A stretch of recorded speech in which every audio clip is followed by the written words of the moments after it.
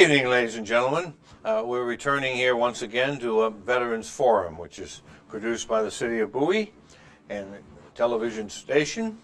And it is a program by veterans, about veterans, for veterans and their families and various veterans causes.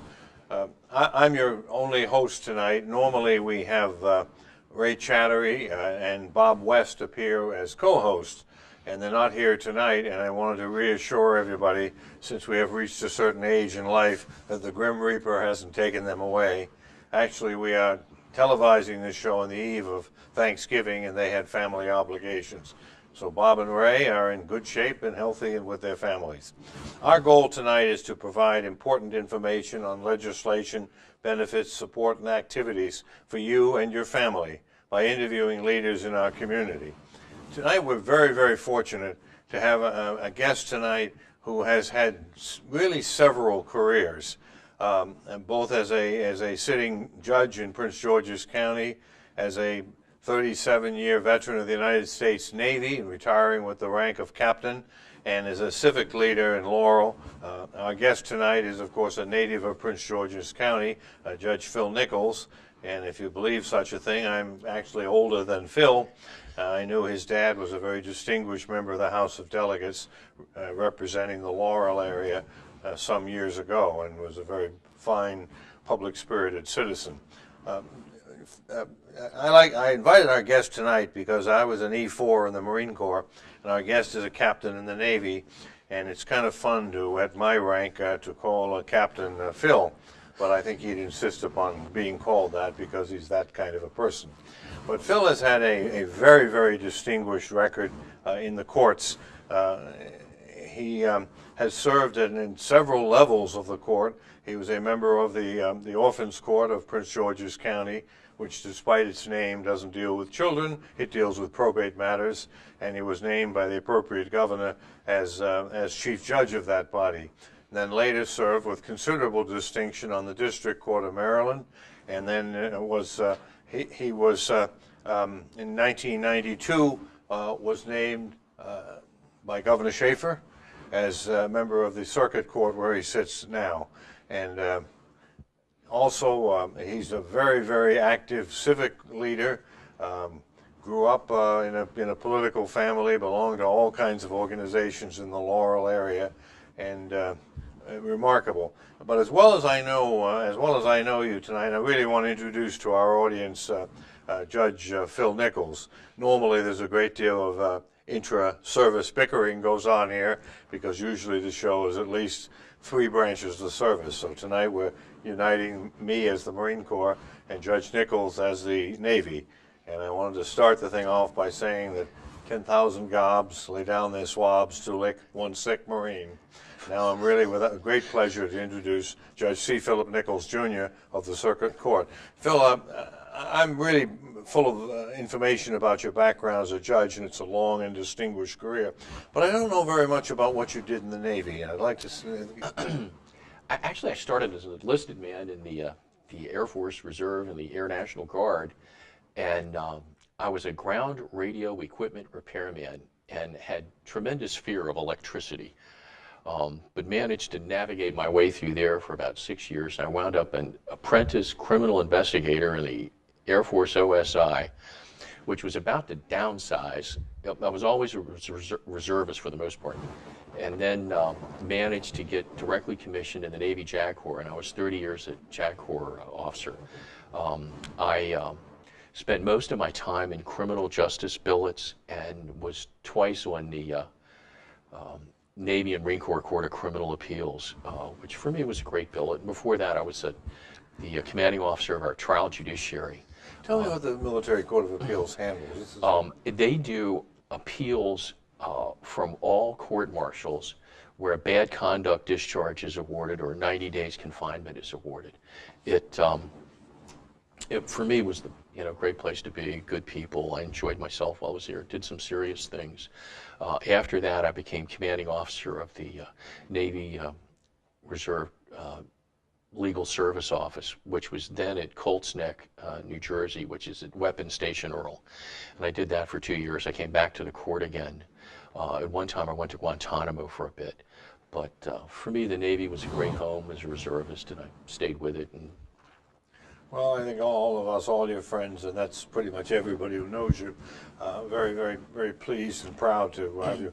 And not only that, he runs an annual luncheon every year on Navy Day, which is one of the social events of the courthouse in Upper Marlboro, and then has a ceremony, a veterans ceremony, with Judge Tillerson Adams outside the courthouse. actually, we do that spring muster. That was really a great idea. Bill Missouri was the chief judge of our circuit at the time, and he was an Air Force veteran. He wanted to do something to remember their service, and we came up with the idea that we would muster on the courthouse lawn, just as the militia did in the 1700s. We have records from that. And Tell me more about that. I didn't know that. The Prince George's County militia mustered on the front lawn of our courthouse. A lot of the records got lost. We've had a couple of courthouse fires, so it's hard to keep up with. There's some records that indicate that the county militia mustered during the time of the Revolutionary War era. So we started that again, and it's a great event. People get to sign in. We even went a step further. If you had a relative who was a member of the military, we let you sign in for them, and you have to go up. And Rich McGill, Brigadier General Rich McGill, was the reviewing officer for this, and has been for every single one.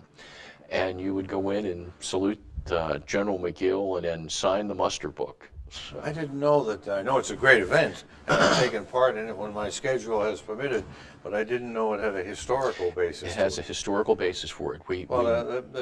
That part of Upper Marlboro is just replete with history. It is the birthplace of Daniel Carroll of the famous Carroll family, who was a signer of the Constitutional Convention, was a delegate, and it was pretty close to the birthplace. The two first archbishops in the United States were born in that neighborhood. John Carroll was the first Roman Catholic Archbishop of America, and Thomas Claggett was the first Episcopal Archbishop. So there's an awful lot of history in that little town, and I know you've always been interested in it. Oh yeah, one of the Supreme Court justices practiced in Upper Marlboro. Lived out in Glendale. His house was out in Glendale. I'll think of Duval. Judge Duval. Justice Gabriel Duval. Yeah. He was there and practiced as a lawyer for a long time. But you're right.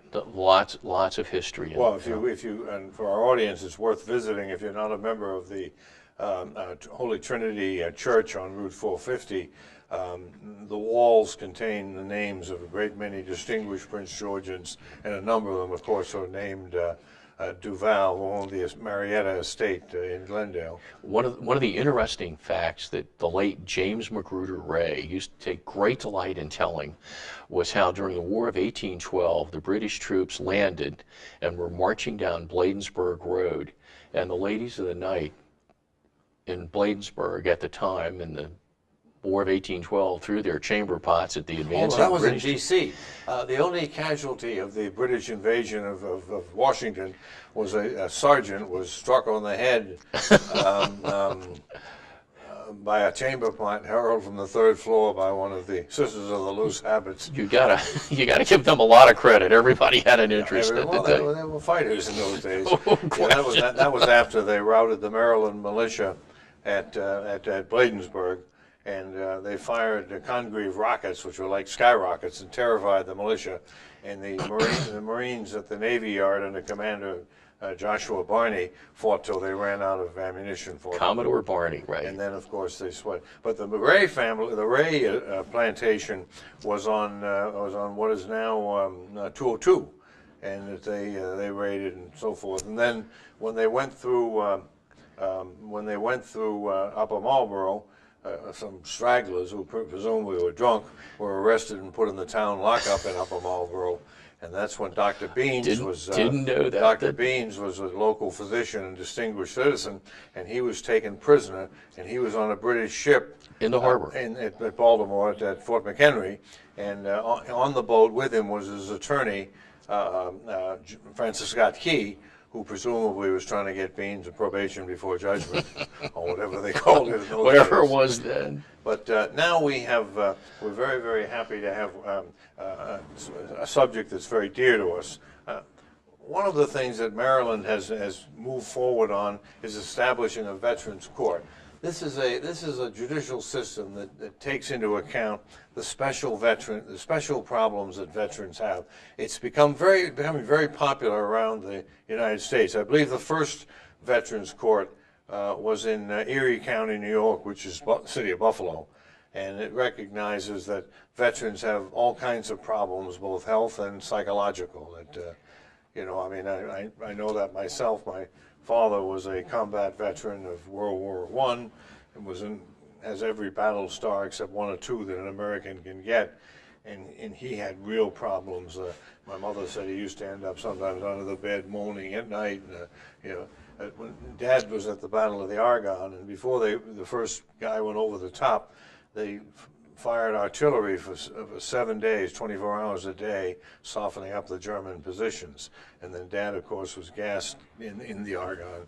So, I mean, I know these things extremely well. But tell me about the Veterans Court. Where is it? What is it? All right. You're right. Buffalo, New York, Judge Robert Russell was one of the first in the country. There was an attempt in Anchorage, Alaska in 2004, which formed the basis of what Judge Russell did in Buffalo. It addresses some special needs for veterans. Somehow I got to be the chair of the State Bar section on Veterans Affairs and Military Law. This is my second year in the job. And part of our charge was to develop veterans courts around the state. The first was in Prince George's County at the circuit level.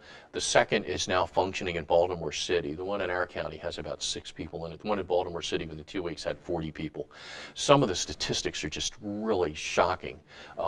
For example, there are 22 veterans a day who commit suicide, most of whom are not combat veterans for some reason. No one's quite figured that out.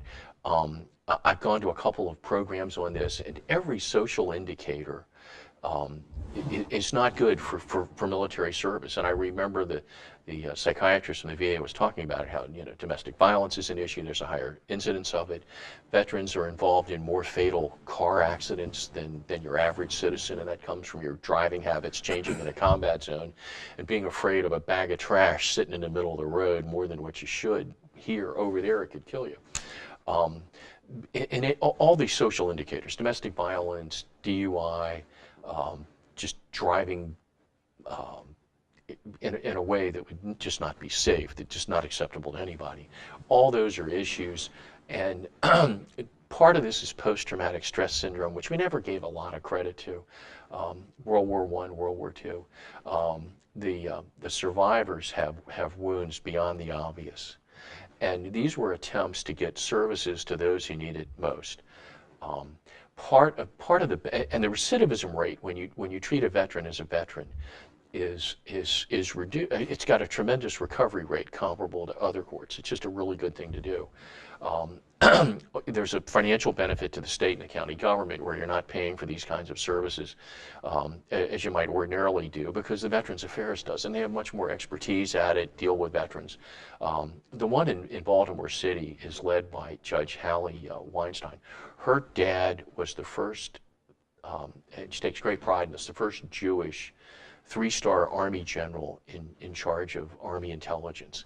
She too was an Army intelligence officer, served for 2 years, came out of the Army, went to law school, and is a district court judge in Baltimore City. And she's adopted this as her thing. That's who, Hallie Weinstein? Hallie Weinstein. She is great. She, and this thing is very judge-centric. Yeah.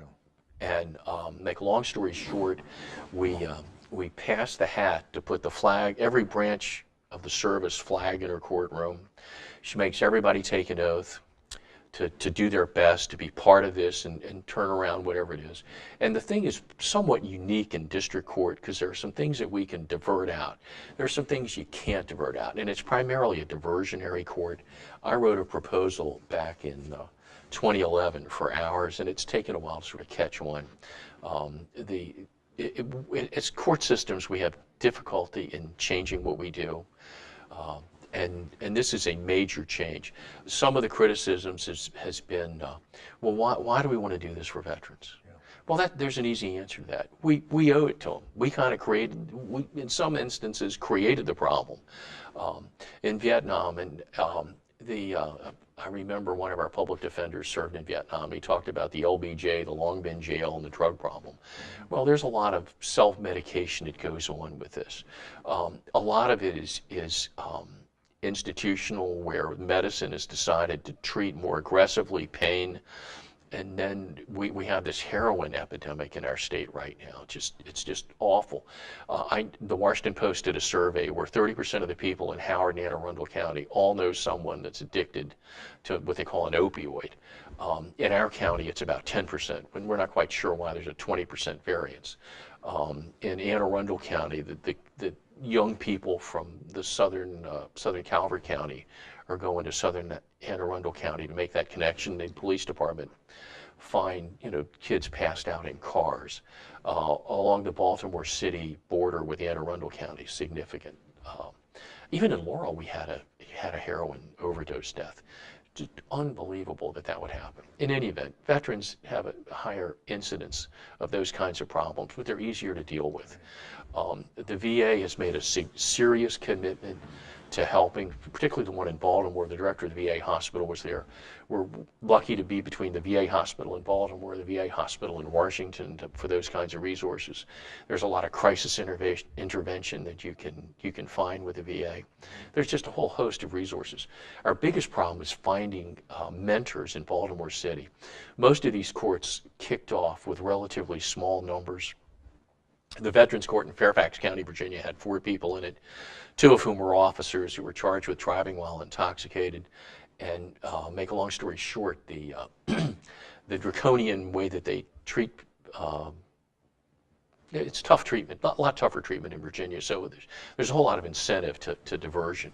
So that's the purpose of the court. It's a diversionary court. If you can get somebody out of trouble and back on the track to being a productive member of society, that's a really good thing, and it saves a lot of. Well, again, one of the problems that we face, as veterans, you sort of, at your age, were sort of the end of this era, and I was very much in the middle of it, where everybody was a veteran. Yeah. That you didn't have a choice, for the most part, of being a veteran or not a veteran. I had my draft notice, and my choice was the Marine Corps, so I mean, that was the option I had. I don't think, if I hadn't gotten the draft notice, I don't know that I ever would have been in the Marines. I came from a family, we have a very long military tradition in my family, but it never included the Marine Corps. In fact, when I was at the 200th anniversary of the Marine Barracks where I served in D.C. at 8th and I, and we were out in the rain, and my father was always critical of the Marine Corps, and he said, Jerry, the Marine Corps is for people who don't know enough to come in out of the rain. And there we were. In the rain. But again, all of us, and for example, I guess when I was first in the legislature, at least 2/3 of the male members were veterans, and now it's a corporal's guard. Like, we're very fortunate in this district to have Senator Peters, who is really responsible for the establishment of the Veterans Court. He was appointed chairman of a commission appointed by former Governor O'Malley, which I served on, not representing the judges, because we had a couple of judges, but representing the activist veterans of Maryland. And Doug, as a Bronze Star winner in Operation Desert Storm, and he was commander of both the American Legion and VFW here in Bowie, so he doesn't have to be any instruction. But both judges and legislators, they really do. They really don't. They don't understand it. Well, it's like the Boy Scouts. I didn't know the Boy Scouts were optional till recently. I just assumed everybody had to do it, and they don't. In our county, we have about a 4% involvement at the eligible demographic, and the national average is 10%, so we've been working on that. But as you say, there's a distance with the military, and it's unfortunate. Everybody during the draft years, I had same thing you did. I got that notice and felt the need to join up, in fact, do a something. number of people didn't have the choice. In fact, it's kind of interesting that some of the people who are active in the Marine Corps League, it was like the last 2 guys in that, of the 10, you're in the Marine Corps. And mine was, I made the decision on my own. Even when I was a little kid in World War II, I wanted to be a Marine. I don't ever remember wanting to ever serve in any other branch. Well, as you say, we were talking about all the social indicators. I finally asked the speaker from the VA, if all these social indicators are so bad, why would you want your child to be in the military? He goes, well, it provides great leadership opportunities. Sure. Well, my life really kind of turned around. I mean, I was an underachiever of a family of overachievers, and I had problems in school, and then I went in the Marine Corps and came out and graduated with honors and got a scholarship to graduate school. It really, it's an experience that people who haven't served in the military probably don't really understand it or appreciate it. But it teaches a number. The service in the service. I mean, I served with sharecroppers, and I served with people who were Marines. There used to be a PFC at 8th and I, who was a multimillionaire, and he lived on a yacht in the Potomac when he served at the Marine Barracks. It was. A guy came up to me one time in court. He asked me if he could approach the bench. I said, yeah. He was a lawyer from Delaware. And he said, I had never, when I was at 8th and I was an instructor, and I was in a platoon where only 3 of us weren't college graduates. And he said, being with the college graduates at 8th and I opened my eyes that there was more to life than I had ever seen before.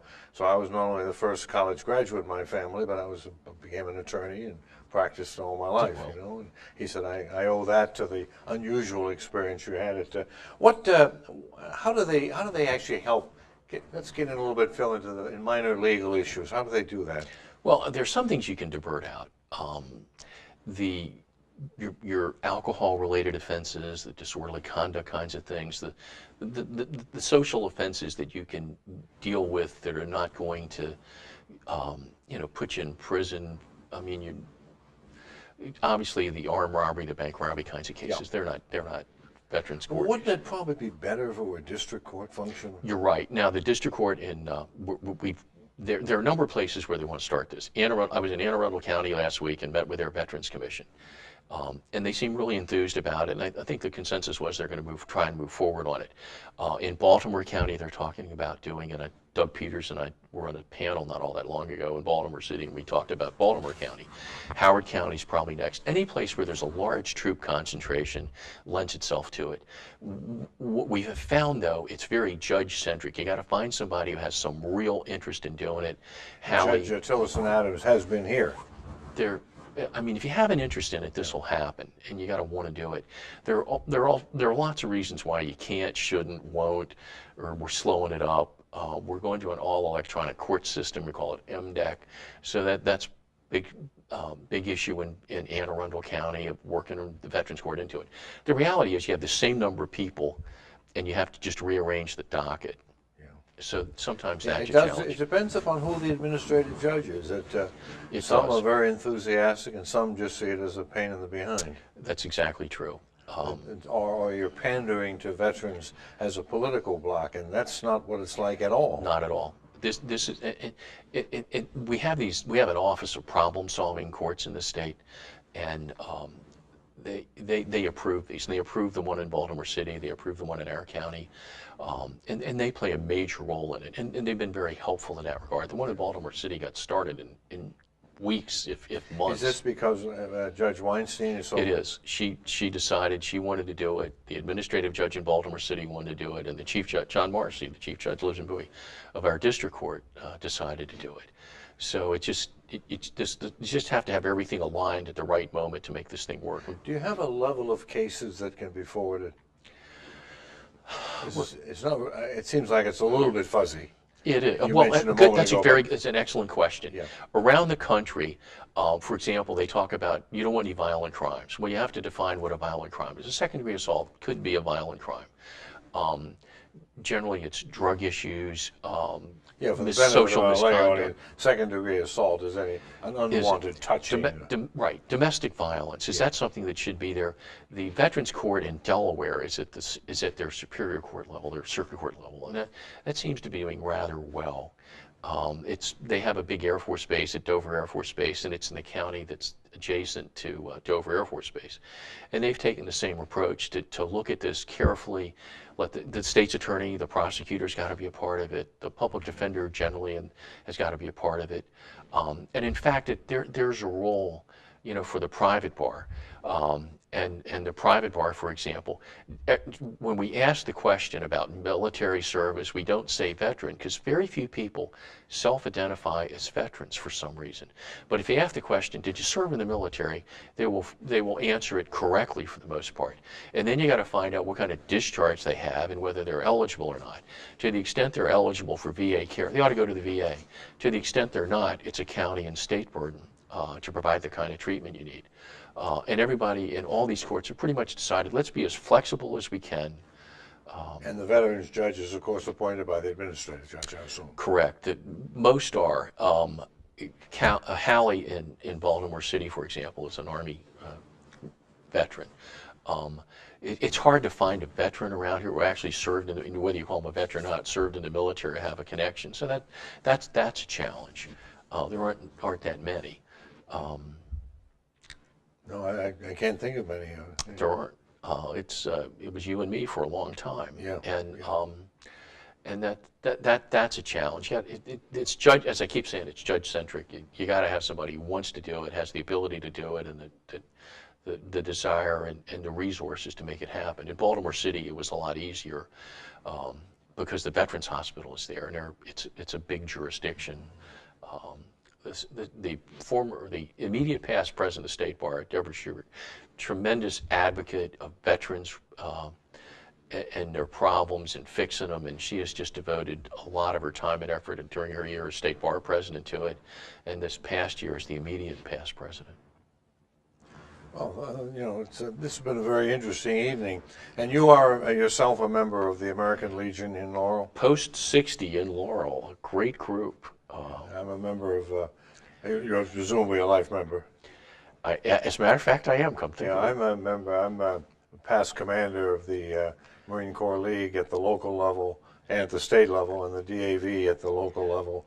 And I'm now vice president of the British Royal Marine Veterans. The only one I know. Yeah.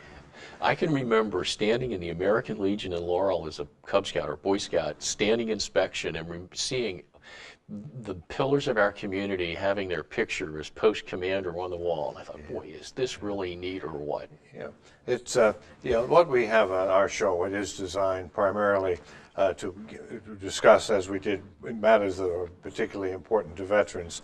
But we also have a collateral purpose in soliciting people to join veterans organizations, and we have 4 veterans organizations here in Bowie.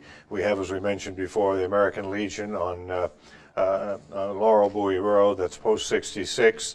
Their phone number is 301-464-9814.